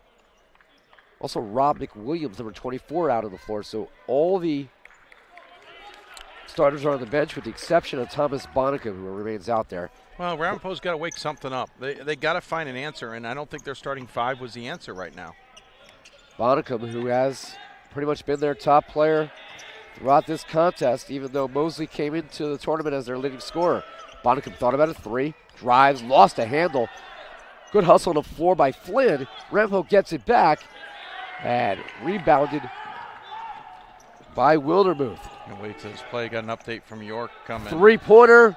That is good. Tie ball 3 game. points by Hay. And we are unconceivably tied at 45. In the meantime, York, number 25 in the country, up on number 2 Middlebury, 82-78 with 2:10 left to go in Lexington. Peterson shot off the mark. Zagadou tip no good. And a rebound by Finley for the Dutch. Quickly up the court. It's Wildermuth. Ramapo did not expect to get tested after the big early lead. 3-pointer here by Finley's off the mark. Bonicum with the rebound. Bonicum nearly just turned it threw over. Away. Ramapo's just out of sorts since getting up by 19, and now they're just kind of seem like they're coasting. Bonicum to the hole off the bottom of the rim, and he is down. He's wondering where there was no foul called. I didn't see Larry, it myself. our photographer, tries to help him up, and he can't. He's like, listen, I got to work on my right foot here first. Bonicum kind of crashed into the bottom of the stanchion. Oh, has he got a cramp? I'm not sure. He's really slow to his feet here. You could see it just it's to the the opposite right. ankle that hurt him. Yeah, he's acting like he's got a cramp.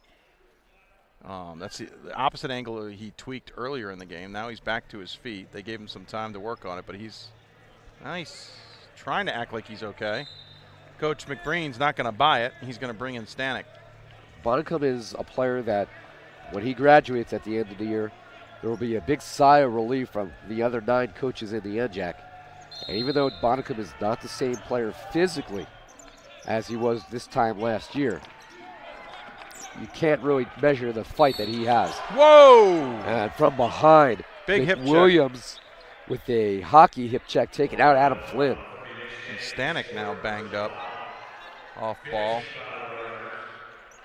Ramapo's frustrated. You can just see it. They don't understand why they're not in this, and I think it's because they're just not used to a team that won't give up on them. I mean, to be honest, you could be down big, and Central's just like, oh, who cares? We're going to keep fighting through this. There's a lot of teams, when you face that kind of a deficit, are going to quit. How much heart do you have? Smith to the hole, kicks it down low, looking for Finley. That is blocked. Great help defense from Ramapo. And Tremendous a block by help. Peterson coming through to block that out of bounds. Came in from behind and got that ball clean. Beautifully done. And it was last touched by Central, so Ramapo will have possession. Again, knotted at 45 in a game that Ramapo once led by 19. Yeah, it's just mind-blowing. Congrats to the Dutch. Yeah, it just stuck with it. Did you know, by the way, there is now a mind-blowing emoji? No, didn't know that. I discovered it. It is now my go-to app. My go-to emoji. I'll send you a text later. Peterson off the window and good. Good fight by Peterson on that play to get into it and find the rim. So Ramapo trying to get back up by points. 2. We still have 2 more games today, right? Do we? Yep. Wildemuth down low in traffic is able to find the rim. And it's knotted again at 47 all. Oh, and Wildemuth was off the floor, and he is limping. Peterson, he lost the handle. He was fouled, though. And Wildemuth is trying to get off. I'm not sure what might be hurting him. And Peterson is now a little banged up. Yeah, everybody's just taking some hits in this game. In a game that's been not tightly officiated, but they haven't allowed too much. How's your knee doing, Dave? My knee? Yeah. Nah, it's okay. Because you only have one. I only have one knee. 9:50 remaining. A lot of subs I mean, here. we've been sitting so long, our other knees have all fallen asleep. That's a fair point.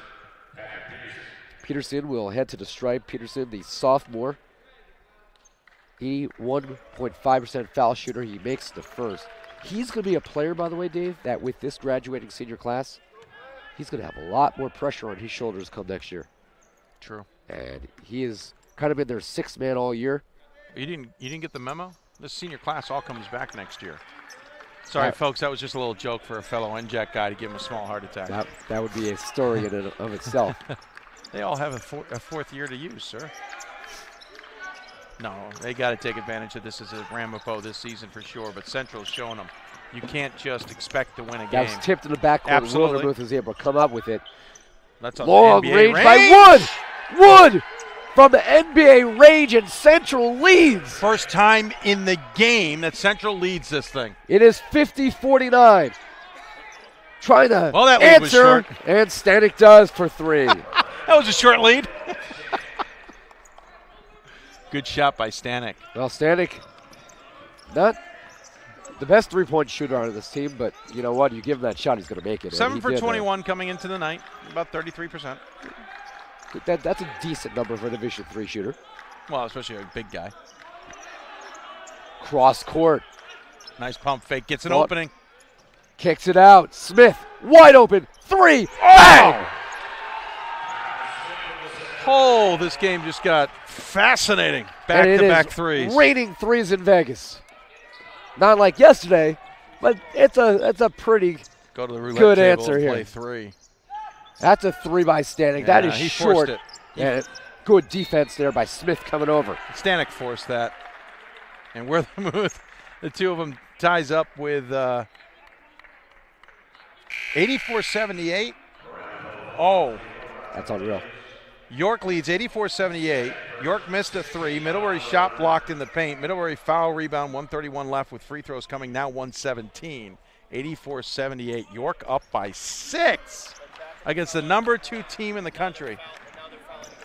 And so Middlebury's going to have to go into the foul technique to try and get it back to get some points. So the number 2 team in the country after 3 weeks off could fall to the number 25 team in the country who beat Swarthmore in their last game out. So they could beat 2 top 25 teams to sandwich Christmas. Oh, they're going to jump. No matter what happens, they're going to jump high in my rankings, as will Ohio Wesleyan. I'll tell you this, though. Central leads by 1 still here. That is, the NESCAC takes so much time off during the finals period. A lot of them do. Sometimes, this layoff will come back and bite you if you schedule a tough game right after the break. Yeah. I've even seen them schedule non-tough games and nearly lose them. So, but it happens. It happens. In their defense, I don't think anybody thought York was going to be anywhere near this good this year.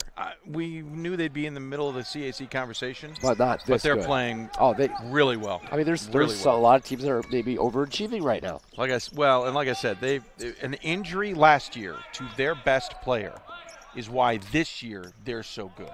Because they have a center who's back for a 5th year and another center who got the experience last year. Those two coupled right now are dangerous. Peterson takes it strong to the hole. That ties it at 54-54.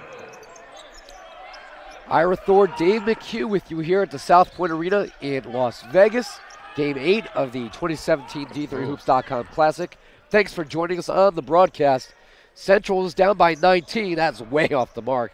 But a rebound here by Muck. And Central will have another chance. They're down by 19, tied it at 45, and we've been knotted until 54 now. Smith, NBA range 3. In and out and in again. And Central leads by 3. Use the back rim, backboard, and then in through the net. Hey, it's there for a reason, folks. Use it. And Coach McBreen. Biggest lead of the game for Central. Coach McBreen is absolutely frustrated right now. And talking with the officials. I don't know what call there I didn't see, but Ramapo, they're a little bit frazzled right now. Yeah, they're out of sorts. Long leaves it short. I didn't say that intentionally. Long short. Ramapo came into this tournament one time, I think, ranked in the top 10. Ooh, and a lot of contact there, collision between Smith and Stanek. It's going to go against Central, and a few words from the official to That's the right Seth call. Wood. I don't remember what year Ramapo came in here as Stanek comes out limping. Ramapo, Pat might remember, but there was a year Ramapo came in here. I want to say they were top 10 ranked. I think they played Stevens Point. I think they came out of here 0-2.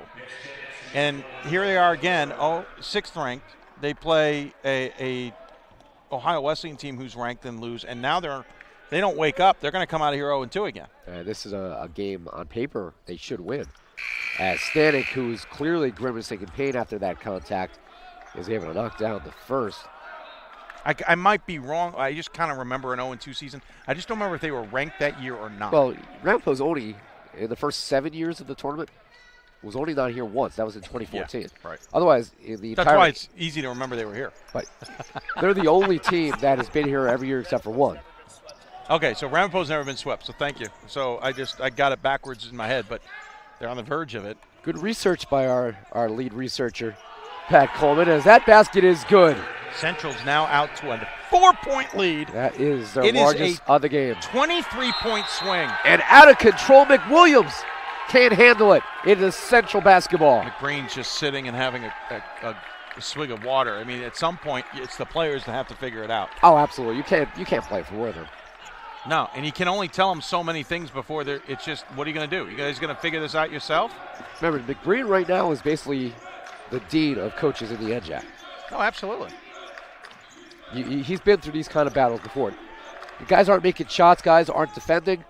That's off the mark there by Wood, and a rebound by Peterson. It's guys like Peterson. They're going to bring Ramapo back in this if they can, because they're the ones who don't have any history. Bonnicum falling out of bounds. Stanek, good ball movement. All 5 guys touch it. In and out by McWilliams, and a rebound by Wildermuth. Great save by Bonnicum. He's sacrificing everything, but the team isn't rewarding that effort. Nice steal by Bonnicum, and throws it in. He can't do anything else than that. Everybody's body's on the floor. Central comes up with it, and Wildermuth thank you. calls a timeout. It's time for everybody to catch a breath. Things down. It is a little bit insane right now. We got to calm things down. Well, it's a full timeout as called by Central. We'll take a break. Please. Central leads 59-55. Let's get some water. Receive a non-athletic scholarship upon entering school. I got the presidential scholarship, which was huge for me. I think there's more opportunities for academic scholarships in Division III. I did receive academic scholarships. Just being involved on campus, being a leader, all those things combined kind of get me recognized. It's a great experience for me.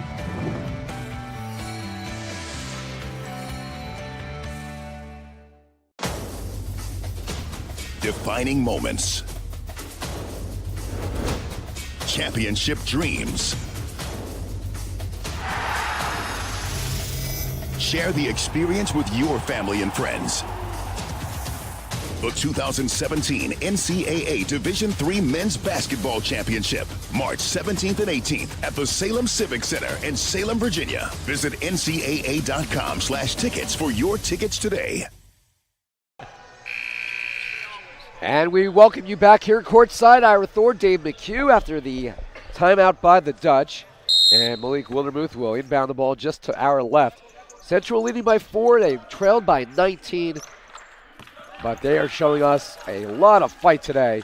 And Ramapo hasn't really been able to find a way to close down a Central squad that, quite frankly, won't go away. That one looked like it might have been partially deflected. Maybe got our piece of it. This does tie Central's biggest lead of the game. Both here in the second half. Bonnicum big. Turn around. Bonnicum, who did not miss a shot in the first half, comes up short again. And he's frustrated with himself. And a lot of respect for Bonnicum as a player, how much he fights through and perseveres. He's going to have to come up with something here to help out Ramapo. Josh Ford does able to weave to the basket for 2, but Bonnicum, who was 6 for 6, is now just 1 for his last 6. 8 for 25 for Central. A lot of those coming here in the last few minutes in this half. Ramapo is 5 for 23 in this half. Wildermuth, that is swatted away by Mosley, who checked back in on the timeout. Didn't have a chance. But it's off of Ramapo, remains Central basketball. The Dutch have hit 11 threes in this game. Now that pales into comparison with Ohio Wesleyan's 25 yesterday. Ramapo's taken still 11. Very well. That is it's still an impressive number. Yeah, Ramapo's only taken 11 and only made 3. That's not their game though. No, I know. It's just giving you a comparison. 3 is good by Wildermuth with a hand in his face as he rises above. Biggest lead of the game.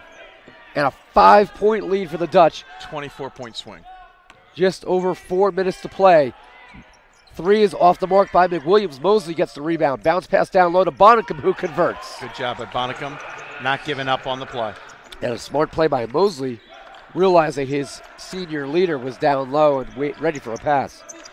3-point game, under 4 to play here in Vegas. Thought about the 3, did not take it.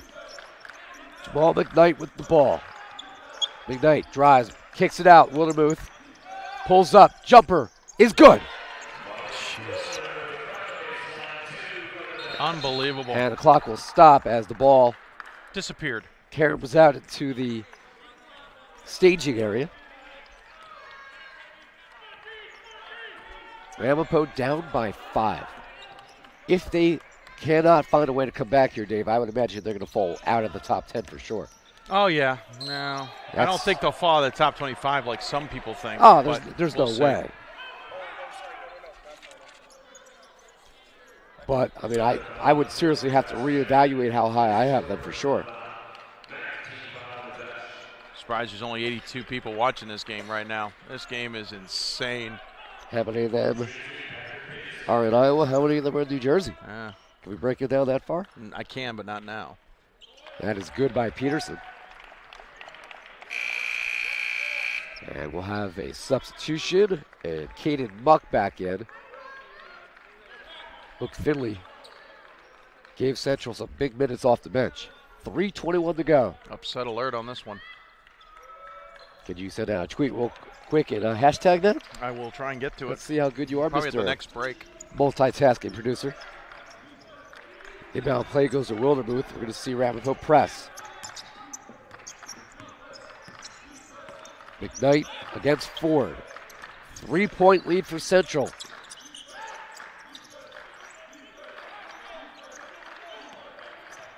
Wildermuth against traffic. Cross court. 3-pointer for Hay. Yes!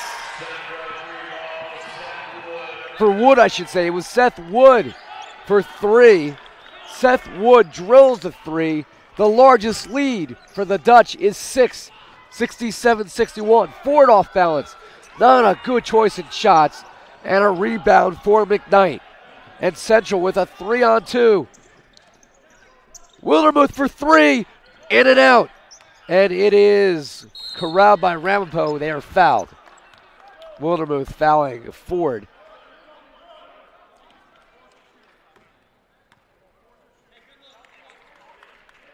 And head coach Greg Duma's squad with a chance for a huge upset. If they're able to hold on here. They've played 3 nationally ranked teams this year. Only one of them was in single digits. And that was against Wash U. But they lead here by 6 with 2:28 to play. And a free throw by Ford is good. 1 to go.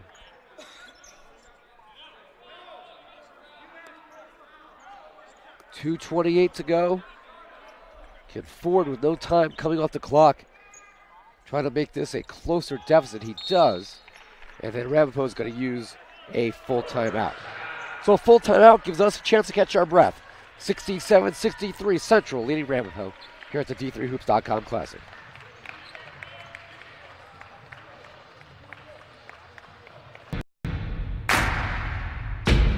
It starts right when you hit the court. You imagine your finest moment. The game-winning shot that gets you to the dance. A monster dunk or no-look pass. And cutting down the net. Sports lets us dream of our own success. And prepare us for our finest moments on and off the court.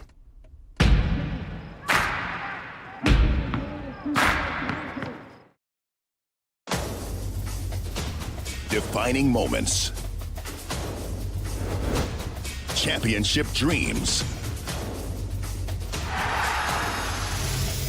Share the experience with your family and friends.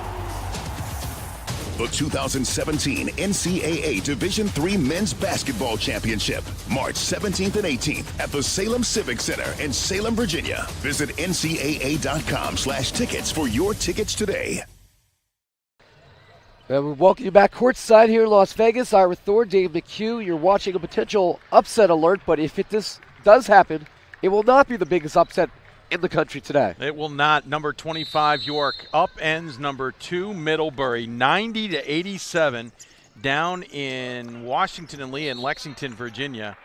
They defeat them after having an 8-point lead in overtime. Cannot hit their free throws. Middlebury makes it close but falls 90-87. Now Middlebury, not an excuse, but just so you know, 3 weeks off between games, but York knocks off 2 top 25 teams in back-to-back games. I will say this, if Central can hold on, it will be the biggest upset. And they want a 10-second call. It is a 10-second call. And they get it. And the Ramapo bench very alert with the shot clock, able to, one of the rare times the officials didn't catch it immediately, able to alert them. Coach Dauma, I don't understand what he's arguing. That was a clear-cut 10-second. It's based now on the shot clock. It's not based on a hand count anymore. It is based on the shot clock. Yep. So I'm not sure what he was arguing. And the Ramapo bench was correct. I will say this, if Central does hold on, it will be the biggest upset of a ranked, non-ranked opponent today. That's certainly true. Yeah, you could argue this is a bigger upset in that sense. I guess so, but number 2 ranked team in the country fall. Yeah, I mean, it's number 2 ranked team in the country, but it's also a 3-7 Central squad. So, I mean, you can make arguments for both. It'll be a big day for sure if this goes this way. And the way Central did it. But this is not over yet. Stanek on a follow of his own miss. Can't make it go. And Seth Wood with the rebound. By the way, Ramapo is in the double bonus. And on a fast break, Smith converts. But Central's going to make that double bonus irrelevant. Now lead by their biggest lead of the game. Seth Wood looking up court, finding Smith cutting for a 6-point lead.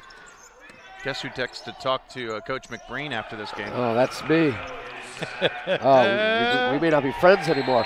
Central. Now then, Central couldn't handle the inbound, yeah. So another chance for the Roadrunners. They've got to take advantage of these. They can't throw away offensive possessions here. They're okay at the free throw line. They have the double bonus. But they just got a prime opportunity here to cut this lead in half. Do it. If you're that good, do it. Inbounds. The Peterson 4-3. Dangerous from there, but he's off the mark. Forcing it. You're not that good from outside today. You're forcing shots. Let's get it to mid-range, get it inside. If you're going to win this, you got to do it. You can't shoot from outside. Central not taking a lot of time off the clock. Instead, they reset. No, now, absolutely. That was a wiser decision right there. Coming up on a minute left. 7 on the shot clock. Seth Wood for 3. That's an air ball. But a rebound. 3 on the shot clock. They're going to have to force something up quickly, firing it up. And off the mark. Rebound by Stanek with under a minute to go.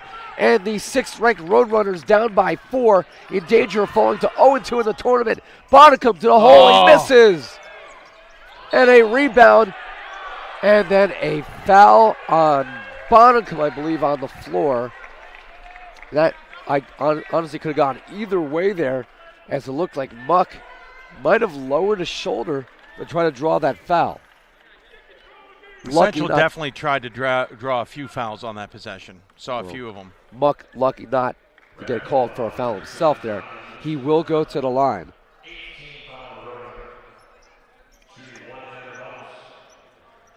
$44.5 to go.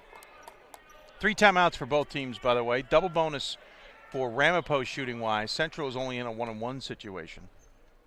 Caden Muck's only shot 2 free throws on the year coming into action. Well off the mark there. Big miss. Ramapo just needs to score in this possession. Just don't force a 3. You don't need a 3. Do not need a 3. Peterson drives. Peterson off the glass, and he's able to make it fall. Beautiful. It's a 2-point game. And timeout, I believe, by the Roadrunners. You're right. With 32.2 to go, they need a defensive stop. Yeah, they needed that. They needed the timeout, too, to reset things. That's a good idea. Get the easy basket. Maybe it wasn't an easy shot, but Peterson can hit it, and they take a full timeout. Well, 33.2, we will keep it here. I tell you what, Ramapo has not wilted. No. As you know, but they also haven't executed. They haven't executed, but when you're up 19, and then you lose that lead and go down by almost 6. Almost 3 possessions. It was a 6-point deficit. Yep. A lot of teams will wilt in that spot under the pressure. Well, they've stayed with it for sure, but let's be blunt. They shouldn't be in this situation. Should not be. They had a 19-point lead halfway through the first half, and they started getting a little complacent on offense, figured everything was going to go their way. Central couldn't buy a basket if it was on sale. They're 0 for 16. Central hit 1 shot, and I warned they could start hitting. And they did. And Ramapo didn't adjust to that. They didn't adjust on their end of that, and all of a sudden Central's back in the game, and Ramapo's on their heels.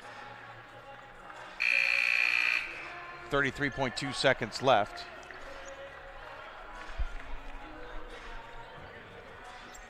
And Central's up by 2 here. Ramapo's got to get a steal. Now they can foul because it's only a 1-on-1 situation. Well, Mosley, who's got a lot of length, will defend the inbounds here. And it goes to Wildermuth. A little bit trapped in the corner. He's going to have to call timeout. Yep, he got it. Almost too late, but he got it. Both teams now down to 2 timeouts remaining. And we'll see what Central does. Central's going to call timeout, so we'll take a full timeout as well. 69-67, the Dutch leading the 6th-ranked Roadrunners with 28.5 to go here in Vegas. The love of the game. But for those of us who are Division III student athletes, it's more than that, a lot more.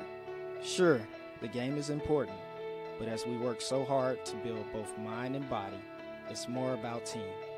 That is why NCAA Division III teamed up with Special Olympics, and in giving the gift of sport to those for whom it seemed an impossible dream, we are working to make this a better world. Help us keep that dream alive. You can make a difference. Division III allows you to give yourself to other things. Having that free time allows me to pursue the things that I want to pursue. Division III athletics affords students the opportunity to, engage in the other interests in their campus and in their lives outside of that sport. It allows you to just be able to do everything you want to do. I wouldn't change it for the world.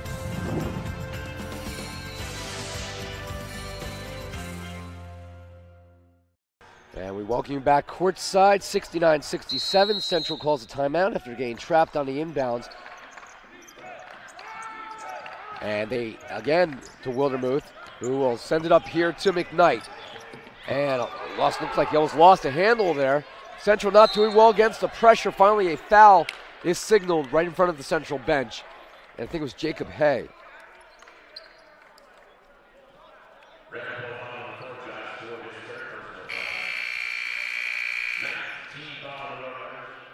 And that is 5 on Stanek, so he has fouled out of this game. Central, though, has to make both, otherwise Ramapo still alive. 19.7 to go. Roadrunners have never gone 0-2 in this tournament. This is their 7th trip in the 8 years of the D3Hoops.com Classic. By far the most of any school, men or women.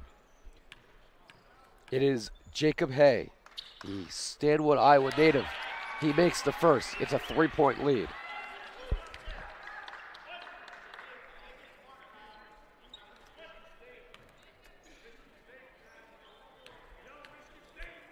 One more for Hay. And the senior makes it a 2-possession game, 71-67. Ramapo's going to have to push it up the court and hurry. They are fouled. Fouls on Seth Wood, and they are going to force Ramapo to shoot. Very interesting little scheme there. Not letting Ramapo take a shot, making them do it from the line. It'll be James Long, the Cliffwood Beach, New Jersey senior guard, and he is short. You gotta hit your free throws. Ramapo is just 12 of 22 from the line. I can't believe this is about to happen. In the sense of how big that lead was and how well they were playing. They missed both. And a rebound for the Dutch. It's either going against Mosley or Bonnicum. And Central is about to pull off a huge upset. Up by 4, they will shoot a pair. And Ramapo, barring something changing, is going to leave Las Vegas 0-2.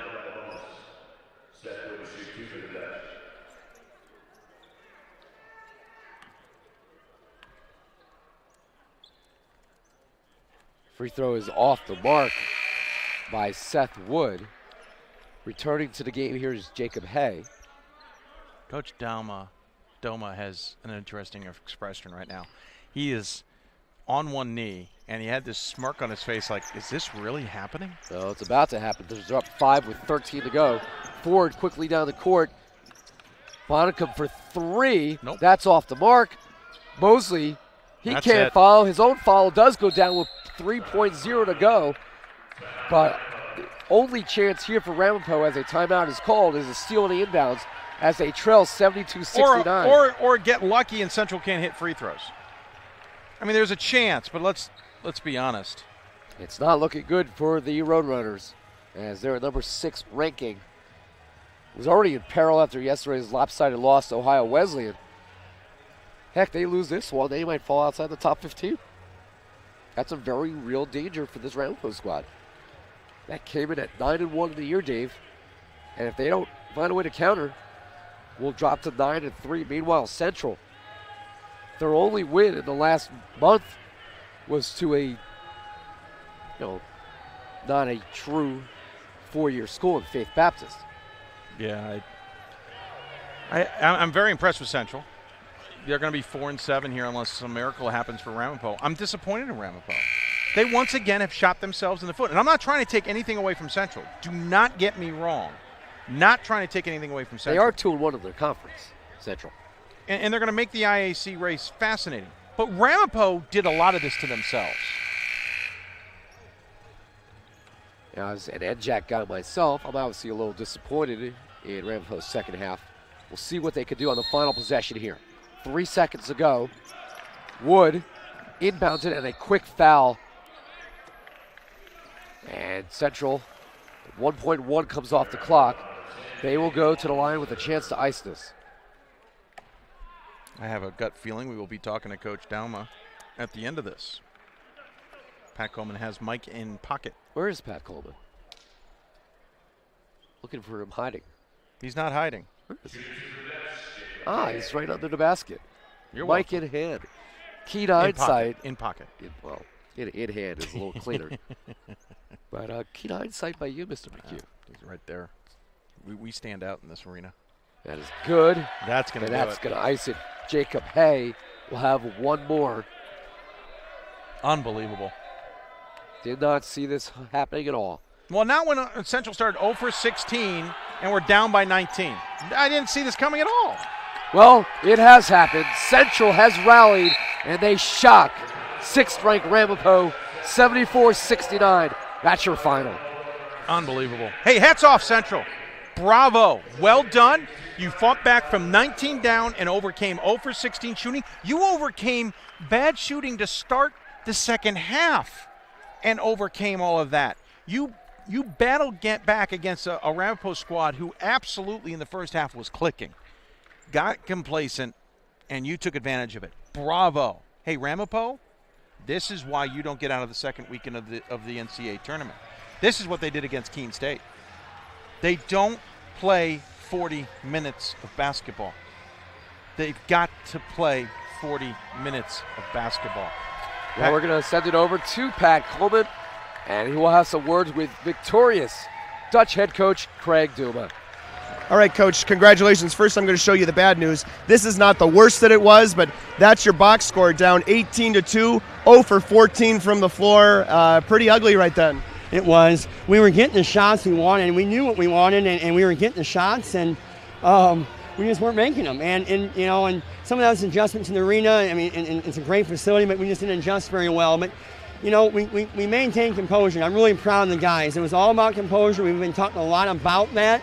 We stayed the course. I think the last 10 minutes we outscored them 33-22, and we're only down 7 at half. And even if you look at the second half, we missed our first probably 8 shots again, but we stayed right there. We lost the lead, but we got it back. I'm proud of our guys. Yeah, 19 points, down 19 points at the worst. You talked about maintaining composure. That's a big part of it right there. But what was the attitude of the kids on the bench, especially, again, a game after a bit of a break and that sort of thing?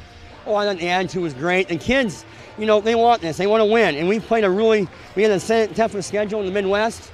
They've done a good job of staying positive. That's not an easy thing to do, but they've done a good job of talking and staying positive. We needed this win.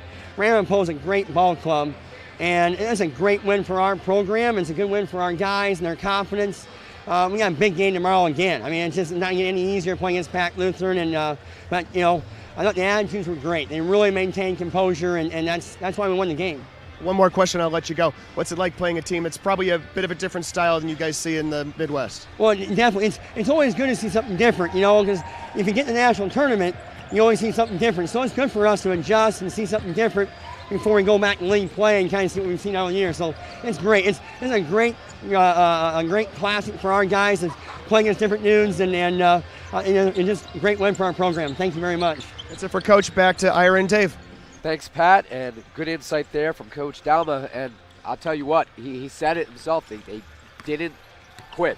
No, they didn't shots quit. Weren't falling. They stuck with it. They kept shooting. They stuck with their game plan. They started 0 for 16 and finished the first half 17 of 33, meaning they made 17 of their next, 26 shots. Well, and then they finished, I'm sorry, that's Ramapo. So they went 0 and 16, they finished 10 and 31. So they finished 10 of the last 15 shots and finished the game 22 of 65. Single digits leading at the halftime. We both looked at each other and was like, whoa, we got ourselves a game after all. Yeah, it was still a sizable deficit at that point. But there was something about this Central team that said that they were going to fight through, and they did, and they come here. Ramapo knock off Ramapo an impressive victory. Ramapo shoots 27 of 70 for 38.6%. Okay, 3 for 14 from beyond the arc at 21.4. Not great, not their game though.